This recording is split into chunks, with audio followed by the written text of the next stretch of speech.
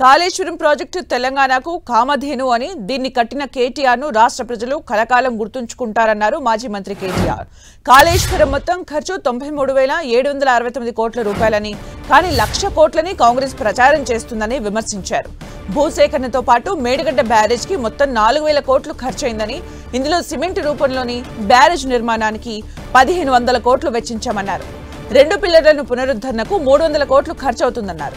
ఆ ఖర్చును కూడా ఎల్ఎన్టీ భరిస్తామని చెబుతోందని, దీనివల్ల ప్రభుత్వ ఖజానాపై ఎలాంటి భారం పడబోదన్నారు. కానీ కాంగ్రెస్ ప్రభుత్వం మాత్రం ఓ కమిటీని వేసి 3 కోట్ల ప్రజాధనాన్ని వృధా చేసిందని చెప్పారు. ఈ విషయంపై అసెంబ్లీలో హరీష్ రావు చీల్చి చెండాడితే కాంగ్రెస్ దగ్గర సమాధానం లేదని ఎద్దేవా చేశారు.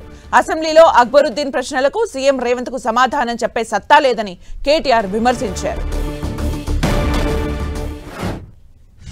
ఆ 3 బ్యారేజీలు, వాటితో పాటు 15 రిజర్వాయర్లు, వాటితో పాటు 19 మన సబ్స్టేషన్లు, 21 పంప్ హౌజులు, ఇన్ని కాలువలు, ఇన్ని సొరంగ మార్గాలు, వీటన్నిటికీ కలిపైన ఖర్చు, భూసేకరణతో సహా అన్నిటికైన ఖర్చు 93,769 కోట్లు.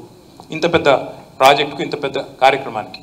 అందులో ఒక మేడిగడ్డ బరాజ్కైన ఖర్చు, బరాజులోని భూసేకరణకు, దాని నిర్మాణానికి అంత అయిన ఖర్చు 4,000 కోట్లు.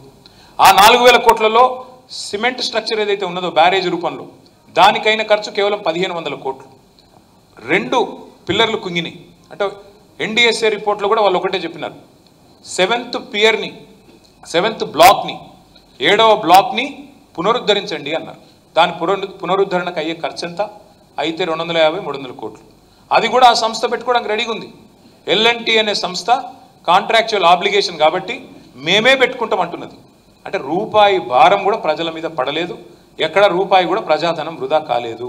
కానీ 3 కోట్ల ప్రజాధనం వృధా చేసి ఒక కమిషన్ వేసి కొండందవి ఎల్కన్ పట్టినట్టు ఏం పట్టిరాయా అంటే అని ఏం లేదు. అసెంబ్లీలో పెట్టిన మన హరీష్ రావు గారు చీల్చి చెండాడితే ఆన్సర్ కూడా లేదు గవర్నమెంట్ దగ్గర. పాప మధ్యలో మా ఉత్తమ్ కుమార్ రెడ్డి లేచి ఆవేశపడి ఇట్లా డామ్ డూమ్ డీమ్ డామ్ అని ఒర్రుడు తప్ప కనీసం ఒక్క ప్రశ్నకు సమాధానం లేదు.